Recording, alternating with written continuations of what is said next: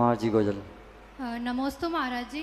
मेरा प्रश्न जिनवाणी की विनय के ऊपर है। हम देखते हैं जैसे शिविर में या फिर कहीं भी जाते हैं तो उसमें जैसे लोग जिनवाणी से हवा कर रहे हैं या जिनवाणी को पैर पे रख रहे हैं, तो कृपया करके आपका मार्गदर्शन दीजिए कि हम देवशास्त्र गुरु के किस प्रकार से विनय कर सकते हैं। बहुत अच्छी बात। देखिए, आपके लिए यहाँ मैं अभी वर्तमान की बात करता हूँ और मंदिर की भी बात करता हूँ।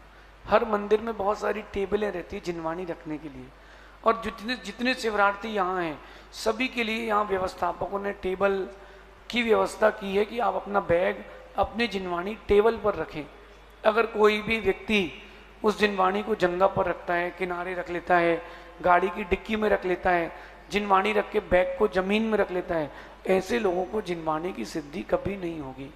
ये लोग पाप के बंध को ही प्राप्त होंगे।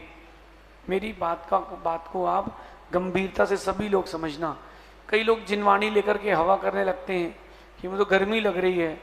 भैया, गर्मी लग रही है, आप अपने घर से पंखा लेकर के आए, साड़ी के पल्ले से हवा कर लें, बाहर से कोई सामग्री लेकर के हवा कर लें। जिनवाणी हवा करने के लिए नहीं है। जिनवाणी जो है वो ठंडक देने के लिए है, ठंडी हवा करने के लिए नहीं है। जो जिनवाणी की अभिनय करते हैं, जिनवाणी कहती है उनकी असमाधि होती है। 20 प्रकार के असमाधि के स्थान हैं, उसमें जो जिनवाणी को अभिनय पूर्वक रखते हैं, उपयोग करते हैं, उनके साथ असमाधि होती है। एक बात और, जब भी पूजन करें, भक्ति करें, पाठ करें, ध्यान रखें उस जिनवाणी में आपके चावल, लवंग आदि कोई द्रव्य ना रह जाए। मैंने कई बार देखा मंदिरों में वो लौंग आदि तक रखी रहती, चिटक आदि रखी रहती है। हाथ धोए और यूं झटकारा तो जिनवाणी के ऊपर पानी चला गया। कोई विवेक नहीं, कोई विनय नहीं। असमाधि को प्राप्त होंगे और अंतिम समय उनको नमोकार सुनने के लिए कान काम नहीं करेंगे, नमोकार कोई सुनाने नहीं आएगा, ऐसा समझिए। अगली जिज्ञासा के लिए तैयार रहेंगे नीलम जैन। नमस्ते महाराज, मेरा निवेदन है। माइक पर बोलिए भैया। मेरा निवेदन है कि माइक अच्छे से पकड़ें। हेलो हेलो हेलो, हाँ। नमस्ते महाराज, मेरा निवेदन है कि तत्वार्थ सूत्र की क्लास में नींद की अनुभूति होती है, इसका कारण बताएं। कोई बात नहीं। देखिए, दर्शनावर्णी कर्म का उदय होता है तो नींद आती है।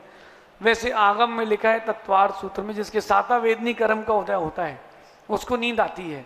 तो आपके सातावेदनी कर्म का उदय चल रहा था इसलिए नींद आ गई, लेकिन जो सो जाते हैं उनके दर्शनावर्णी कर्म का बंद होता है। जब कभी ऐसा आए तो पड़ोसी से बोलना, भाई यार उठा दे, या फिर पानी लेकर के अपनी आंख में डाल लें। प्रमाद आता है, धीरे धीरे ठीक होता है।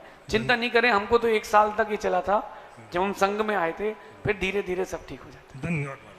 अगली जिज्ञासा के लिए तैयार रहेंगे विकास जैन इंदौर से।